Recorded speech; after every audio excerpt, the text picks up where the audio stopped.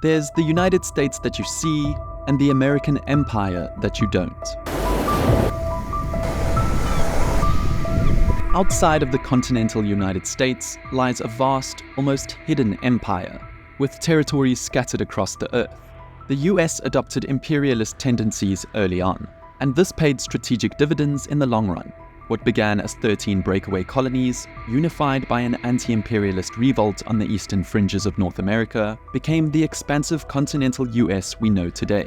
But their overseas territories are what really made them the empire we recognize in the modern era.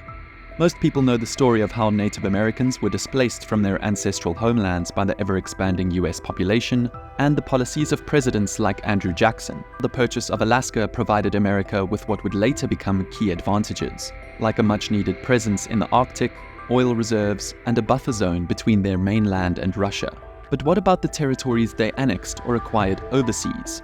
How did these places help America's foreign policy endeavors and strategic objectives? Well, a lot of America's grand strategy was revamped by the events of 1898. The Spanish-American War started due to support for Cuban independence and the sinking of the USS Maine. But the way it ended was far more consequential for the changing world order at the time. The US emerged as a dominant force in the Caribbean, gaining control of Puerto Rico, the island of Guam, and the Philippines. Following the annexation of Hawaii earlier that same year in 1898, and then buying the Virgin Islands from the Danish West Indies in 1917 for $25 million, the US was now emerging as a true imperialist power. A power that would soon challenge the long-standing dominance of the British Empire as the 20th century developed. It's fair to wonder why these overseas territories were so important to the US grand strategy. After all, many Americans had no idea where these newly acquired islands even were. And even today, that's probably true. Because, let's be honest, they're like specks of dust on a map with how small they are. Moreover, polls taken slightly before the Pearl Harbor attacks indicated that few citizens in the continental US supported a military defense of these overseas territories. But the times have changed. Now you can argue that the US controls even more land outside of their proper borders, whether as the official authority or by proxy through their military presence. In addition to those already mentioned, they currently preside over the Northern Mariana Islands, American Samoa, and several other small, uninhabited islands throughout the Pacific. Nobody could have envisioned the strategic benefits that these areas would provide America in the long run. Their real estate in the Pacific has become invaluable for the protection of their own interests in Southeast Asia, and more importantly, for containing the spread of the next potential empire challenging their throne, China. So, to understand how the US uses these overseas territories for their benefit, we have to take a look at what they bring to the table in terms of economic and strategic advantages, and how they each play their own role in the maintenance of the United States' global dominance. Among the US overseas territories, there are 14 directly under their control. There's also 3 sovereign states which function in a similar way to these territories. That is, they collaborate with the US on strategic and military operations. The sovereign states are tied to the US through a specific kind of agreement that we will look at in more detail later in the video. For now, we should start as close to home as possible, the Caribbean. As I said before, the US has a long imperialist and interventionist history in the Caribbean. In today's world, though, the most important Caribbean territories that the US holds are the US Virgin Islands and Puerto Rico. From a financial standpoint, neither holding has been remarkably stable, nor have they provided an immense amount of economic value for the federal government. But Puerto Rico certainly have a more established history in the US economy. For individuals and businesses, they have functioned as a tax haven, boasting an enticingly low 4% income tax for residents. This has attracted plenty of commerce to the island, by allowing those that source their income in Puerto Rico to avoid the 37% federal rate and the various state taxes, which can also be quite high, like 13.3% in California. Meanwhile, the US Virgin Islands is on the EU's tax haven blacklist for similar reasons. Both of these islands are unincorporated territories, meaning they're under US jurisdiction but don't have the same benefits that the 50 states enjoy. This means less federal support, but it also allows them to avoid federal prerequisites like income tax levies. From a resource perspective, given all these territories are recognized as part of the US, each one of them is entitled to their own exclusive economic zone, which is usually an area of 200 nautical miles of ocean from each coastline. This, in turn, gives the US the ability to exploit their natural resources within this area. Not only does this include control over all the fishes, but also the oil and gas reserves, along with deep-sea mining rights, which will become increasingly lucrative in the mineral-rich Pacific territories as time goes on. From a trade perspective, Puerto Rico is located along the Mona Passage, a key shipping lane to the Panama Canal, and San Juan, the island's capital, boasts one of the largest and most accessible harbors in the Caribbean. This is why throughout the 20th century, Puerto Rico's central location has been essential to the passage of goods between continental US, the Caribbean, and South America. The seaports around the islands not only facilitate the passage of commercial vessels, but also play an important role for the US Navy and their force projection. Puerto Rico has served as the launching point for several high-profile operations over the years, including the 1954 coup in Guatemala, the invasion and occupation of the Dominican Republic during the Dominican Civil War in 1965, the invasion of Panama in 1989, and several others. For the most part, Puerto Rico has served as the foundation to what became US dominance of the Caribbean. A vast network of military installations located on islands like Bermuda, the Bahamas, Antigua, and of course the Virgin Islands in Puerto Rico, allow the US to maintain their own strategic, economic, and ideological control over the Western Hemisphere, aiding their operations in South and Central America especially. If you want to simulate these types of operations, well, let me introduce you to the sponsor of this video, War Thunder. This is easily the most comprehensive vehicle combat game ever made, with more than 2,500 tanks, planes, helicopters, and ships of 10 major nations to choose from, ranging from biplanes and armored cars of the 1920s to the fighter jets and main battle tanks of today. This, along with the realistic graphics and authentic sound effects, will easily make you immersed in the intense combat of a war. The best part is, though, that this game is available now for free on Xbox, PlayStation, and PC. You don't even have to buy extra hardware to enjoy this game completely. Just your mouse and keyboard or controller is all that's needed. So join the worldwide community of over 70 million players in epic PvP battles today. So dive right into the incredible battles of War Thunder. There's simply no better game suited for fans of military history out there, so sign up using my link in the video description below. Now, before moving on to the Pacific, it's crucial to understand the relationship between America's economic interests abroad and their strategic differences. It's no secret that the US has overthrown various democracies and leaders around the world for their financial interests. And when it comes to their overseas territories, this is as true as it ever was. Hawaii, for example, which is currently a state, originally came into the US's orbit of power through a collection of Euro-American business elites that helped stage a coup on the island in 1898, with the goals of protecting their equity in the local sugar industry, overthrowing the monarchy, and eventually annexing Hawaii to the United States. This goal came to fruition, and America suddenly had a legitimate presence in the Pacific, providing them with a large piece of real estate where they could station their navy and protect their trade. Hawaii had excellent harbors, providing ample opportunity to construct coaling stations for this growing navy to refuel. It was perfect. Once under US control, Hawaii wasn't exactly an economic powerhouse, but their agricultural industry, primarily based on the cultivation of sugar and pineapples, was of vital interest to the American businessmen that lived on the island. Later, their tourism industry experienced a boom from the 1950s onwards, and the island eventually became a tool of American soft power, contributing to the positive global image of the capitalist Mecca during the Cold War. The role of Hawaii from a security perspective was evident in their defense spending, especially during the Vietnam War. A military buildup on the island led to an increase in defense expenditures by 3.9% annually between 1958 and 1973, giving their economy a much-needed boost. During this period, Hawaii, which is situated in the South Pacific, was pretty important from a logistics standpoint, functioning as a layover for naval forces and facilitating the transportation of equipment and artillery. This is what annexing Hawaii was really about, projecting military presence in the Pacific. And this utility dates back to World War II, where the strategic advantage of Hawaii cannot be understated. After Japan launched an all-out assault, attacking not just Pearl Harbor, but on the same day launching airstrikes against various US and UK holdings, including Guam, Midway Island, Wake Island, Singapore, Malaya, and Hong Kong, as well as invading and conquering Thailand, the United States joined the fight against the Axis powers. It was Hawaii, along with these other Pacific territories, that helped the US Navy succeed in driving the Japanese back to their mainland.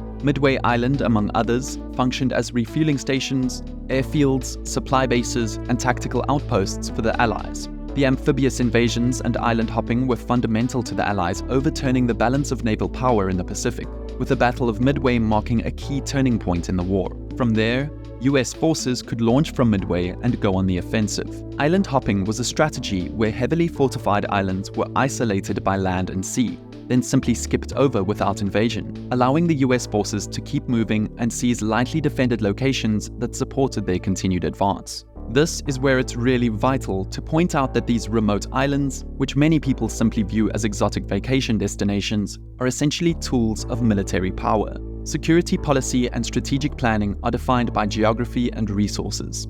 Having more access to locations with favorable geographic features, like islands with big harbors, can define a conflict. Looking at China's aggression in the South China Sea in today's world, for example, they are constructing artificial islands for this exact reason, to have a naval advantage against their geopolitical rivals in the region. In World War II, overseas territories like Hawaii were the reason that the US were able to launch a counteroffensive so quickly after the Pearl Harbor attacks. They had the geographical advantage they needed. So Hawaii is clearly important, but in the modern context, where America seeks to contain China, the further west you go, the more valuable the territory becomes. Therefore, the next holding that we need to examine is Guam, which arguably has even more strategic importance. Hawaii is 2,400 miles west of California, but Guam is 3,800 miles further west of Hawaii on the boundary of the Philippine Sea.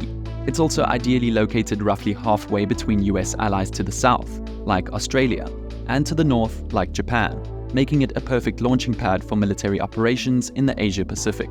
Since 2000, the US military has been building up forward deployed forces on the island of Guam to increase US operational presence, to deter potential belligerents, and to project power into the Pacific.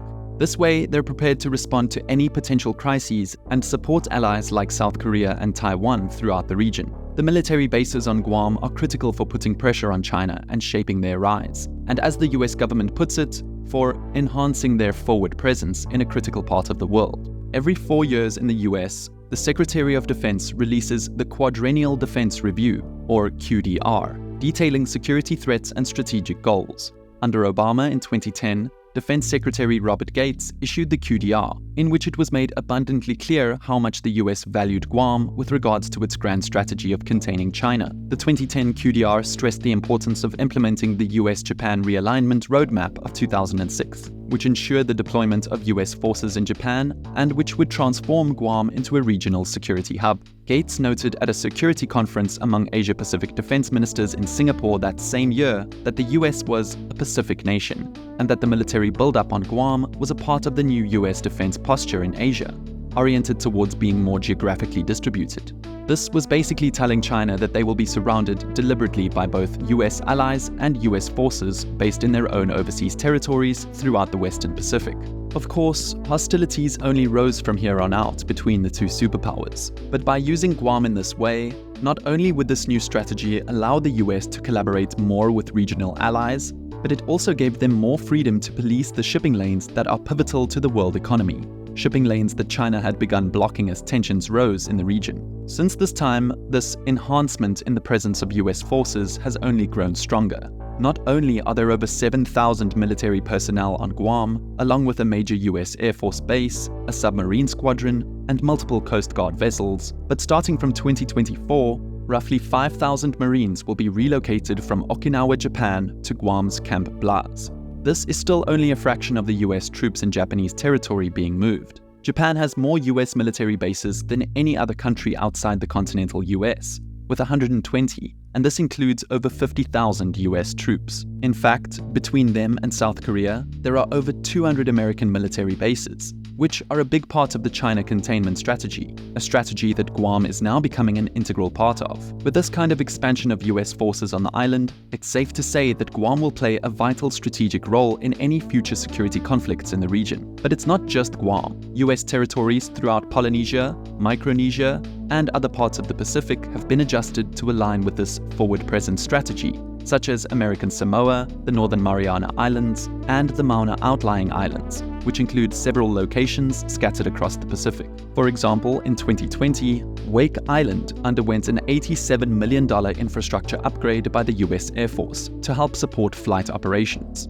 More recently, in April 2023, the US announced that they would be investing as much as $5 billion to bolster their military and civilian infrastructure on the island of Tinian, in the Commonwealth of the Northern Mariana Islands. The Tinian Divert Airfield project will allow the US Department of Defense, who already leases 2/3 of the land on Tinian, to have a contingency plan if the Andersen Air Force Base on Guam is rendered inoperable due to attack. As Tinian catapults the islands deeper into the US web of strategy, the Commonwealth's governor has decided to turn away from its reliance on Chinese tourists, which makes up 50% of their tourism market, to focus on tourism from US allies like South Korea and Japan. This comes at a time where China's relations with Pacific Island territories has become increasingly worrying, and their tactics in the region have become more aggressive. For example, in recent years, unregulated and illegal Chinese fishing vessels have been overfishing in US territories, causing turmoil for small island economies.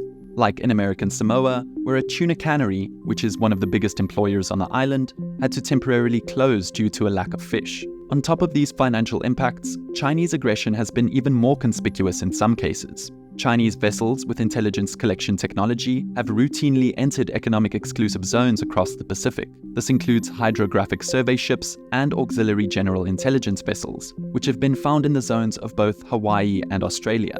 For the record, these are Chinese spy ships, venturing as far as US and Australian maritime territories, allowing China to conduct surveillance on submarine activity and potentially even compromise undersea cables. So a legitimate national security threat is being posed here for the US. And with increasing amounts of resources being placed on conflicts in Ukraine and the Middle East, these key overseas territories have become quite vulnerable compared to previous years. However, some of the islands that we have discussed are not in as insecure a situation. Places like the Marshall Islands, Guam, or American Samoa actually have residents and communities that are at least hypothetically vulnerable to Chinese influence, whereas the minor outlying islands are entirely for US military operations, and they contain no permanent residents. More than anything, this puts diplomacy into focus as the key to maintaining the strategic advantage in the inhabited Pacific territories. After the Global Diplomacy Index for 2024 showed that China is the #1 diplomatic power, with the US lagging behind, expect even more strategic changes in the future. In terms of diplomatic posts, China leads America 9 to 8 in the Pacific Island countries, and 44 to 27 in East Asia.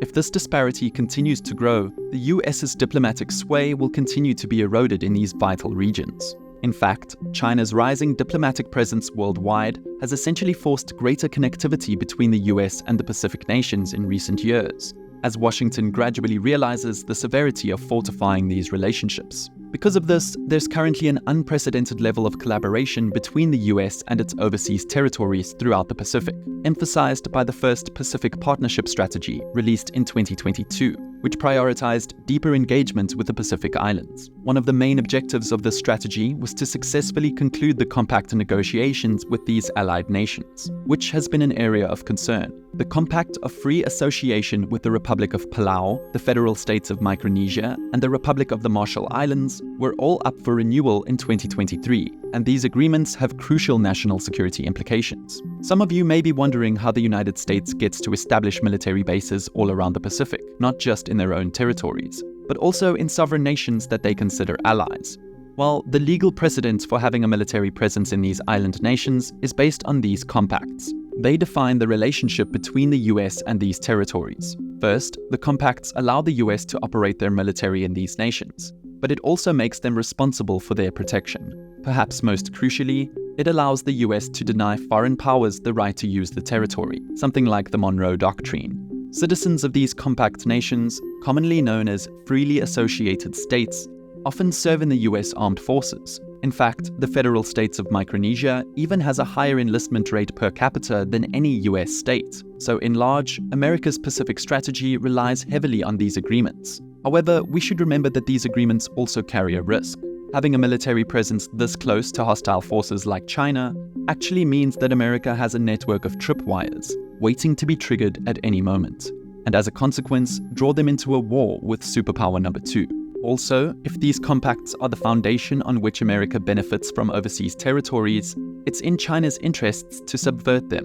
This is the fear of the last few administrations, that China will use its economic and military influence to challenge these alliances and shake up the status quo in the Indo-Pacific. funding for the three Pacific Nations compacts was finally passed by Congress in March 2024, which is a huge relief to America's defense specialists.